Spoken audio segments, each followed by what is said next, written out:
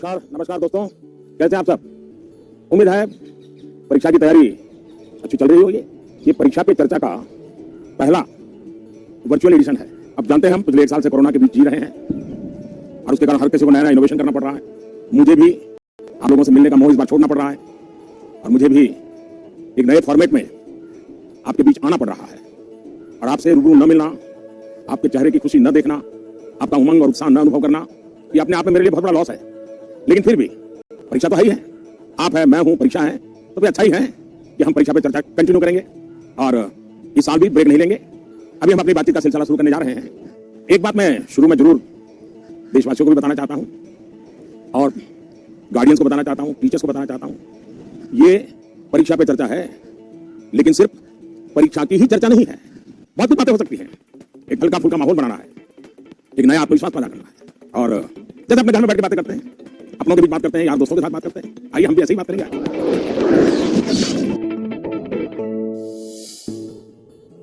नमस्कार honourable PM sir, मेरा नाम एन पल्लवी है। मैं 9वीं कक्षा पढ़ रही हूँ। सर, हम अक्सर ऐसा महसूस करते हैं कि पूरा साल पढ़ाई ठीक चल रही होती है, लेकिन जैसे ही परीक्षा निकट आती है बहुत ही तनावपूर्ण स्थिति हो जाती है। कृपया इसके लिए कोई उपाय बताइए सर। बहुत धन्यवाद सर। धन्यवाद पल्लवी। मुझे बताया गया है कि इसी तरह का और भी एक सवाल है। सादर अभिनंदन आदरणीय प्रधानमंत्री जी, मेरा नाम अर्पण पांडे है। मैं global Indian international school Kuala Lumpur Malaysia में 12वीं कक्षा का छात्र हूँ। मैं आपसे अपनी भावी भविष्य की सफलता हेतु एक प्रश्न के उत्तर की आकांक्षा करता हूँ और आशा करता हूँ कि आप इसमें मेरा मार्गदर्शन करेंगे। मेरा प्रश्न है, परीक्षा की तैयारी के दौरान हमारे मन में आने वाले भय और तनाव से हम कैसे उभरें? कि क्या होगा अगर अच्छे अंक और अच्छा कॉलेज मिलेगा या नहीं? धन्यवाद। पल्लवी, अर्पण, देखिए आप जब फियर की, डर की बात करते हैं तो मुझे भी डर लग जाता है। अरे ऐसी कौन सी बात है जिसके लिए डरना चाहिए? तो पहली बार एग्जाम देने जा रहे हो क्या? तो पहले कभी एग्जाम दी नहीं? क्या आपको मालूम नहीं था कि मार्च महीने, अप्रैल महीने में एग्जाम आती है? सब पता है, पहले से पता है, साल भर पहले से पता है।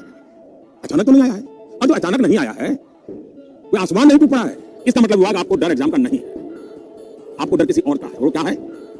आपके आसपास एक माहौल बना दिया गया है कि यही एग्जाम सब कुछ है, यही जिंदगी है और इसके लिए पूरा सामाजिक वातावरण, कभी कभी स्कूल का वातावरण भी, कभी कभी माँ बाप भी, कभी अपने रिश्तेदार भी एक ऐसा माहौल बना देते हैं, ऐसी चर्चा करते हैं कि जैसे कोई बहुत बड़ी घटना से आपको गुजरना है, बहुत बड़े संकट से गुजरना है। मैं उन सबसे कहना चाहूंगा, खास करके मैं पेरेंट्स से कहना चाहता हूँ, आपने क्या कर दिया? मैं समझता हूँ कि ये सबसे बड़ी गलती है। हम आवश्यकता से अधिक ओवर कॉन्शियस हो जाते हैं, हम थोड़े ज्यादा ही सोचने लग जाते हैं और इसलिए मैं समझता हूँ कि जिंदगी में ये कोई आखिरी मुकाम नहीं है। ये जिंदगी बहुत लंबी है, बहुत पड़ाव आते हैं, एक छोटा सा पड़ाव है। हमें दबाव नहीं बनाना चाहिए, या टीचर हो, स्टूडेंट हो, परिवारजन हो, यार दोस्त हो। अगर बाहर का दबाव कम हो गया, खत्म हो गया, तो एग्जाम का दबाव कभी महसूस नहीं होगा। कॉन्फिडेंस फलेगा, फूलेगा, प्रेशर रिलीज हो जाएगा, डिक्रीज हो जाएगा और बच्चों को घर में सहज तनाव मुक्त जीना चाहिए। छोटी मोटी हल्की फुल्की बातें जो रोज करते थे वैसे करनी चाहिए। देखिए दोस्तों, पहले क्या होता था? पहले माँ बाप बच्चों के साथ ज्यादा इन्वॉल्व रहते थे और सहज भी रहते थे और कई विषयों पर इन्वॉल्व रहते थे। आज जो भी इन्वॉल्व रहते हैं वो ज्यादातर कैरियर, एग्जाम, पढ़ाई, किताब, सिलेबस, मैं उसको सिर्फ इन्वॉल्वमेंट नहीं मानता और इससे इन्हें अपने बच्चों के असली सामर्थ्य का पता नहीं होता है।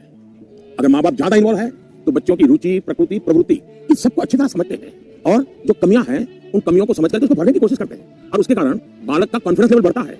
उसकी स्ट्रेंथ माँ बाप को पता है, उसकी वीकनेसेस माँ बाप को पता है और उसके कारण माँ बाप समझते हैं कि ऐसे समय वीकनेसेस को बाजू में करो, स्ट्रेंथ को जितना बल दे सकते हो दो। लेकिन आज कुछ माँ बाप इतने व्यस्त हैं कि उन्हें बच्चों के साथ रियल सेंस में इन्वॉल्व होने का समय ही नहीं मिलता। इसका परिणाम क्या होता है?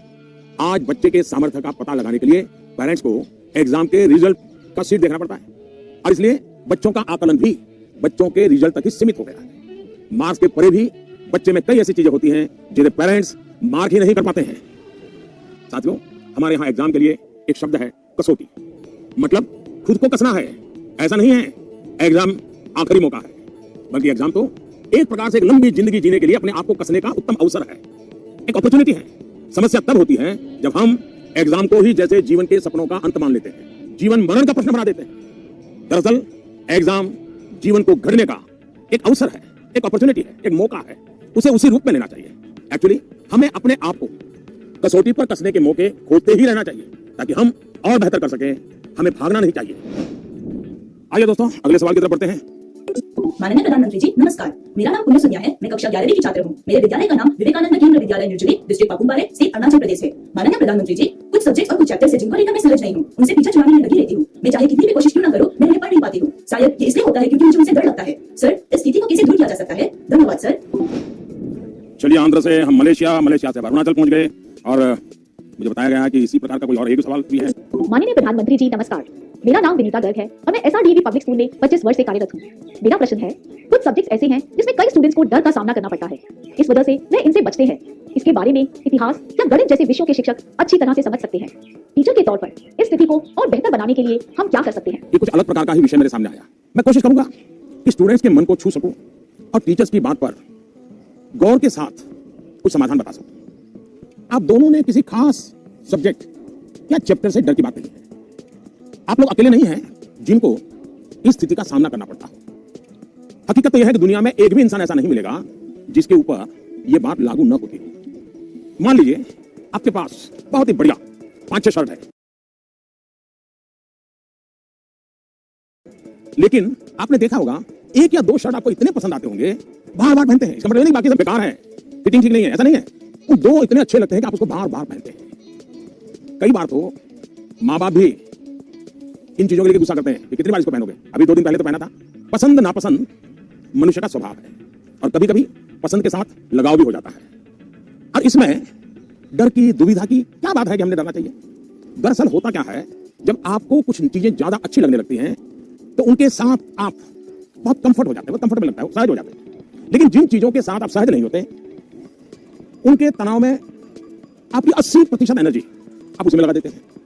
और इसलिए स्टूडेंट से मैं यही कहूंगा कि आपको अपनी एनर्जी को इक्वली डिस्ट्रीब्यूट करना चाहिए। सभी विषयों में बराबर बराबर। आपके पास पढ़ाई के लिए 2 घंटे हैं तो उन घंटों में हर सब्जेक्ट को समान भाव से पढ़िए। अपने समय को इक्वल डिस्ट्रीब्यूट करिए।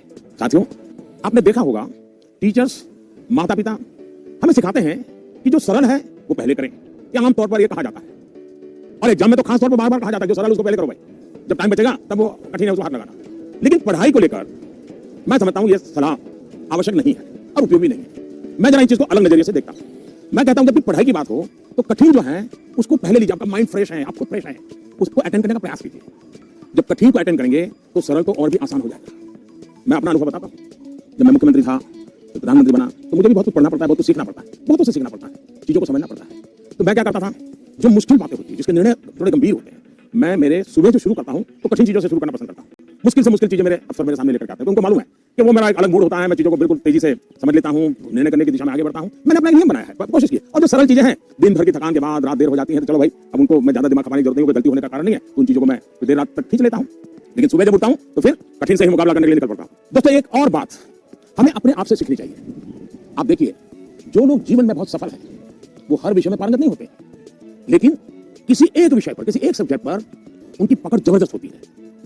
अब जैसे लता दीदी है, लता मंगेशकर जी की पूरी दुनिया में नाम है, हिंदुस्तान की हर जुबान पे नाम है। लेकिन अगर कोई जाकर के उनको कहेगा हमारे क्लास में आइए और ज्योग्राफी पढ़ाइए, हो सकता है वो न भी पढ़ा भी पाए, मैंने क्या कहता हूँ पढ़ा पाए न पढ़ा पाए। लेकिन लता जी की महारत ज्योग्राफी में शायद न भी हो, लेकिन संगीत की दुनिया में उन्होंने जो किया हुआ है, एक विषय पर जिस प्रकार से अपना जीवन खपा दिया है, आज वो हर एक के लिए प्रेरणा का कारण बन गई है।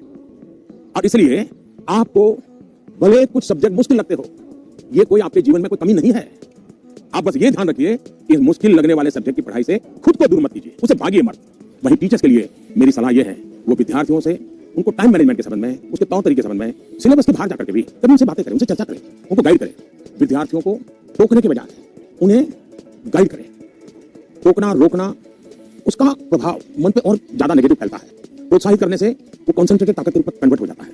कुछ बातें क्लास में सार्वजनिक तौर पर जरूर कहें ताकि सबका प्रबोधन होगा। लेकिन बहुत सी बातें ऐसी होती हैं जब किसी एक बच्चे को बुला करके चलते चलते थोड़ा सर पे हाथ रख करके बहुत ही प्यार से कहते बेटा देखो भैया तुम इतने बढ़िया करते हो, जरा देखो इसको जरा थोड़ा ये कर लीजिए, ये तुम्हारी बहुत बड़ी ताकत है, आप देखिए ये बहुत काम आएगा, बहुत काम आएगा। एक काम करिए, आपके जीवन में ऐसी कौन सी बातें थी जो कभी आपको बहुत कठिन लगती थी और आज आप उसको बड़ी सहजता से कर पा रहे हैं? ऐसे कुछ कामों की लिस्ट बनाइएगा। जैसे साइकिल चलाना कभी आपको कठिन लगा होगा, लेकिन अब वही काम आप बहुत सरलता से करते लेते होंगे। कभी तैरने की बात आई होगी, बहुत डर लगा होगा, उतरने से भी डर लगा होगा, लेकिन आप अच्छे तरह तैरना सीख गए होंगे और जो कठिन था उसको आपने कन्वर्ट कर दिया। आपके जीवन में सैकड़ों चीजें होगी। अगर आप ये याद करके जरा किसी कागज पर लिख लेंगे तो कभी आपको किसी को भी, मुझसे भी कठिन वाला सवाल पूछना ही नहीं पड़ेगा, क्योंकि कभी कोई चीज आपको कठिन लगेगी ही नहीं। मुझ पर भरोसा कीजिए दोस्तों, एक बार करके देखिए। Honorable Prime Minister ji, Vanakkam. Vanakkam, I'm Neelam, Vanakkam. studying 12th standard in Vivekananda Kendra Vidyalaya, Metric High Secondary School, Kanyakumari. Dear sir, during this pandemic situation, after the online classes, we all get more free time than usual. I would like to know how can we make the best use of our free time. My thanks to our Honorable Prime Minister for giving this opportunity. वणक्कम। Mummy papa को पता चलेगा ना कि आप परीक्षा के समय में खाली समय की बात कर रहे हैं, तो फिर देखिएगा क्या होता है। खैर, मुझे ये सवाल बहुत अच्छा लगा कि आप एग्जाम के समय भी खाली समय पर ध्यान दे रहे हैं, खाली समय पर चर्चा कर रहे हैं। देखिए दोस्तों, खाली समय इसको खाली मत समझिए, ये खजाना है, खजाना। खाली समय एक सौभाग्य है, खाली समय एक अवसर है। आपकी दिनचर्या में खाली समय के पल होने ही चाहिए, वरना तो जिंदगी एक रोबोट जैसी हो जाती है। दरअसल खाली समय दो तरह के हो सकते हैं।